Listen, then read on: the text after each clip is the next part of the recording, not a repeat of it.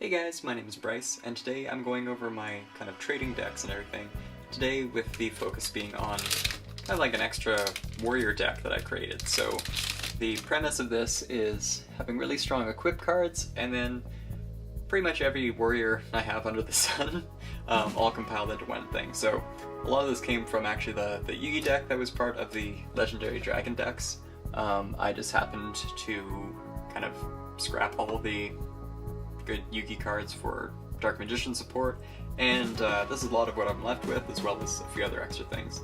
So we have Legendary Knight Timaeus, also I probably will say some of these names wrong, Hermos, Krytus, and then just like a really strong beater who's not actually a warrior but a beast warrior, but Beast King Barbaros, just as like a nice little beatdown just to destroy all the cards your opponent controls. Is still pretty strong, even if it's a lot of ways to be countered. Photon Thrasher, just because it's nice to be able to summon itself. Dark Blade, because it fits. Then we have Silent Swordsman, LV5, then two LV3s just to bring it out easier. We have Absolute Crusader, 2 copies, and we have Junk Breaker, just not a bad thing to throw in here.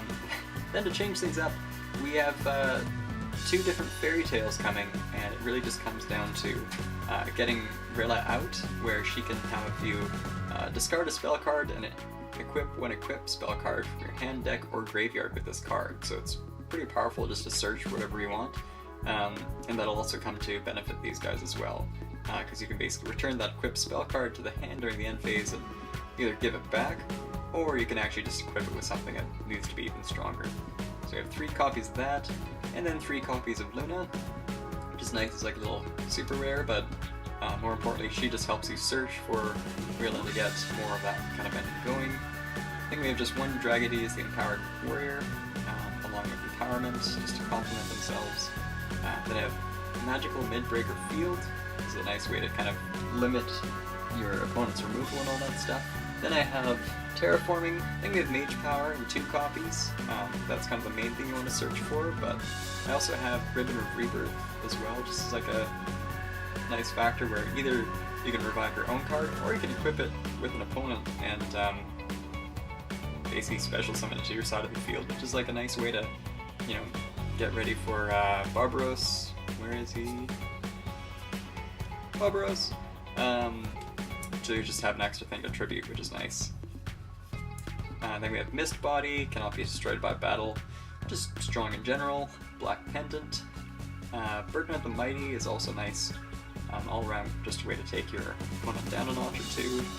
Field Barrier, since you've got 2 field spells in here, it's kind of nice just for a bit of protection. Reinforcement of the Army, of course. And then Legend of the Heart.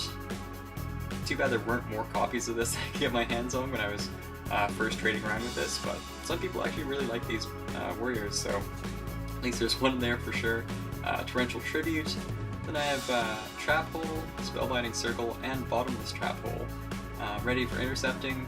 Then 3 Call the Haunteds, because really the idea is to have continuous trap, and a few continuous spell cards, so that you can kind of get the most out of your mage power and things like that.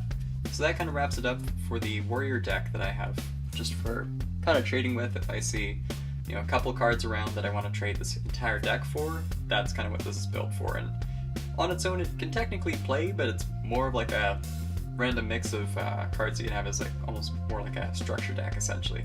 But that wraps it up for my video for today, guys. Thanks for watching, and I'll see you next time.